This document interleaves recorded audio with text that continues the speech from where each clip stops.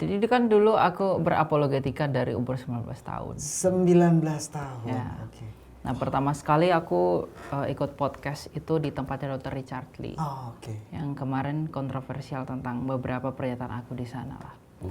Nah, kemudian banyak orang yang nggak terima dengan itu, pada akhirnya mereka demo.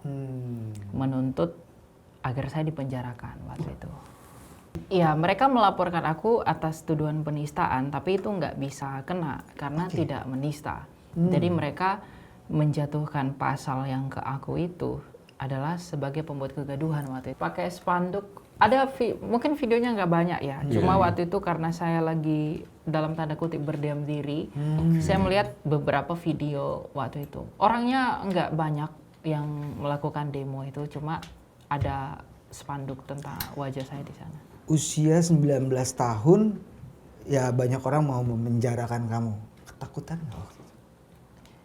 Kalau secara lahiriah pasti takut ya. Karena waktu itu saya masih muda, dalam artian masih menjadi apa ya? Belum pernah lah mengalami hal itu ya. Kan nggak punya ekspektasi juga kan sampai begitu. Cuma karena aku juga punya orang terdekat, yang aku takutin tuh orang-orang yang dekat gitu.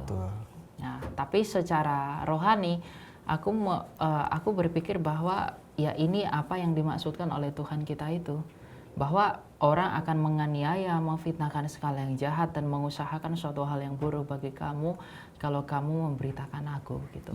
Jadi mulai saat itu saya berpikir bahwa ya memang mengikuti Yesus itu ya harus begini bukan dalam artian semua orang harus mengalami hal yang sama, tapi apa yang diperjuangkan itu akan mendatangkan efek yang saya berpikir itu adalah kasih karunia Tuhan. Kalau kita melihat hujatan orang, terus tekanan mental dan lainnya, cuma itu akan ada kekuatan bagi orang yang memang benar-benar mau melayani Tuhan. Ya, waktu itu saya nggak punya apa-apa dan nggak punya siapa-siapa, saya hanya sendiri, dan saya diasingkan oleh mungkin teman-teman yang saya katakan ya, yang harus membuat kita sendiri agar dalam tanda kutip tidak bisa ditemukan oleh orang-orang pihak membenci kita. Dan di dalam kesendirian itulah saya menemukan dan merenungkan bahwa cintanya Tuhan tuh ada. Dalam artian kita harus merasakan semuanya ini. Kalaupun kita merasakan orang kejar kita, orang hina, orang caci maki kita, itu adalah hal yang wajar kita terima. Bahkan saya pribadi pun saya layak memperoleh itu. Kenapa? Karena saya orang berdosa.